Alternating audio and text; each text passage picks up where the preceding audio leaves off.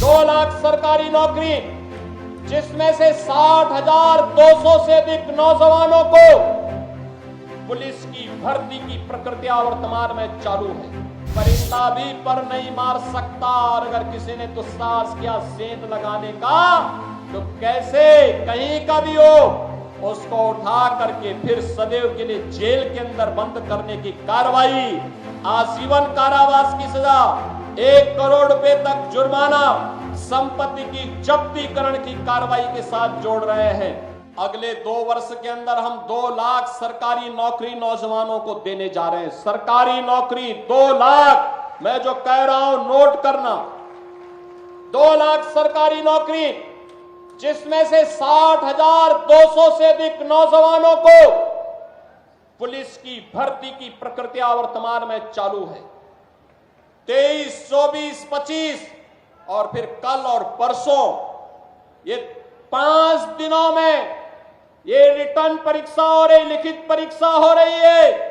और परीक्षा आप देख रहे होंगे, परिंदा भी पर नहीं मार सकता, और अगर किसी ने दुस्साहस किया सेंध लगाने का, तो कैसे कहीं का भी हो उसको उठा करके फिर सदैव के लिए जेल के अंदर बंद करने की कार्रवाई, आजीवन कारावास की सजा, 1 करोड़ रुपए तक जुर्माना, संपत्ति की जब्तीकरण की कार्रवाई के साथ जोड़ रहे हैं। और अकेले उत्तर प्रदेश पुलिस अगले 2 वर्ष के अंदर 1 लाख नौजवानों की भर्ती करने जा रहा है। और बहनों और भाइयों, यही नहीं, इसमें से 20% हम केवल और केवल बेटियों को भर्ती करने जा रहे हैं। बेटियों की भर्ती होगी 20%। बेटियों की भर्ती इसलिए, इस समाजवादी पार्टी से जुड़े हुए जो उदंड और उच्छृंखल प्रवृत्ति के सहोदे हैं, इनकी सड़कों पर ठुकाई करने के लिए बेटी जब पुलिस में भर्ती होगी तो वह उसका उपचार करने की स्थिति में होगी, इनके गुंडागर्दी का उपचार भी करेगी और सड़कों पर ही उनसे निपटेगी। बहनों और भाइयों, मैं आपको आश्वस्त करने के लिए आया हूं, ये सीसा मऊ, ये समाजवादी पार्टी के पाप का घड़ा यहां फूट चुका था और उसकी सजा भुगत रहा था। उससे मुक्ति करने के लिए आज ये मंच आपके पास आया, आपसे कहने के लिए विकास की जितनी भी योजनाएं यहां के संगठन ने खन्ना जी के नेतृत्व में जो मेरे पास दी हैं, उन सभी योजनाओं को हमने स्वीकृति दी है। आज उसका शिलान्यास भी हो रहा है।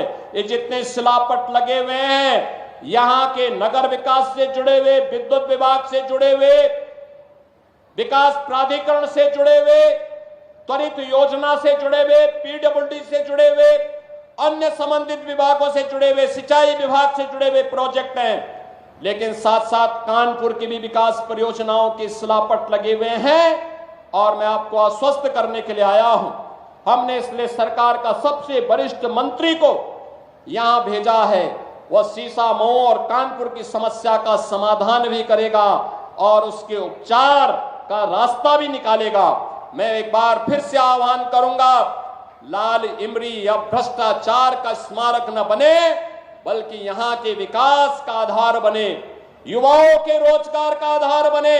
इसके लिए आपका आह्वान करने के लिए मैं आया हूं कि आपको प्रधानमंत्री मोदी जी के विकसित भारत के सपने को साकार करने के लिए आज जो विभाजनकारी राजनीति है, इसको दरकिनार करते हुए हमें राष्ट्रवाद के आधार पर देश के विकास के लिए, विकसित भारत के सपने को साकार करने के लिए आगे आना होगा।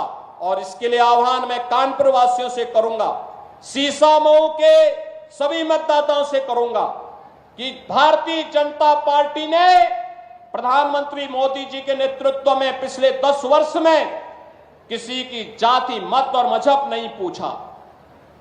विकास की योजनाओं का लाभ सबको दिया। पर्व और त्योहार शांतिपूर्ण तरीके से मनाए जा रहे हैं, सुरक्षा सबको, सम्मान सबको, लेकिन गुंडागिर्दी और अराजकता फैलाने की छूट किसी को नहीं।